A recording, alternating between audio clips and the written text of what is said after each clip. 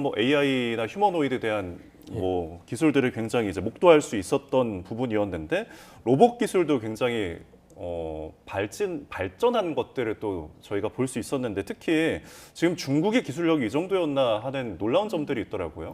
예, 사실 이번 CES가 굉장히 큰 규모인 건 맞는데요. 중국이 1,300개 이상의 기업이 참가해서 미국 다음에 두 번째로 큰 규모의 참가국이 되었습니다. 예. 그래서 뭐 TCL이라든가 BOE 등 뭐 최첨단 디스플레이 기술을 가진 기업뿐만 아니라 뭐 AI 로봇 전기차, 스마트 안경 등 여러 가지 다양한 품목들을 중국에서 보여줬는데요. 예. 가장 눈에 띄는 특징은 기술력하고 가성비가 조화된 것을 보여줬다라고 이제 할 수 있을 것 같습니다. 사실 중국 기업들이 어떤 중국 정부의 보조금에 힘입어서 기술 개발도 많이 하고 어떤 기술 혁신 속도도 굉장히 빠르게 올라가고 있습니다.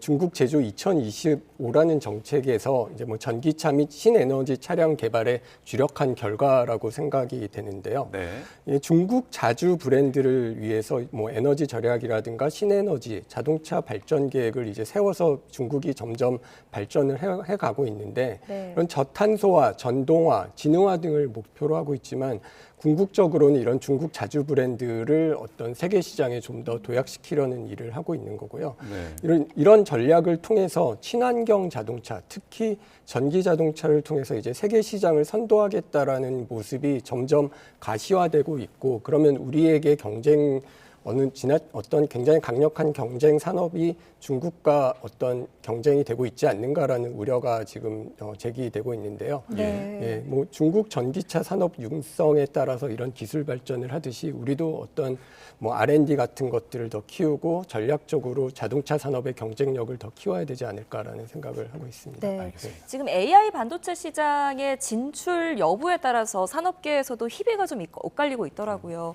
대표적인 예로 이제 삼성과 SK 하이닉스 일테죠. 네, 삼성전자 같은 경우는 지난 1년 동안 시가총액이 156조 원 이상 감소를 했습니다.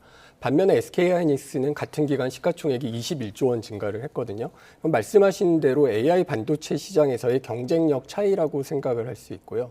특히 SK하이닉스 같은 경우는 HBM 시장을 선점한 반면에 네. 삼성전자에서는 여기에 대한 대응이 좀 지연됐다라는 지적을 시장에서는 하고 있습니다. 네. 이처럼 글로벌 AI 반도체 시장이 급성장하고 있는 상황에서는 뭐 엔비디아나 빅테크 기업들이 자체 AI 개발을 하는 추세에서 우리의 어떤 현황이 이렇게 만만치만은 않을 것 같은데요.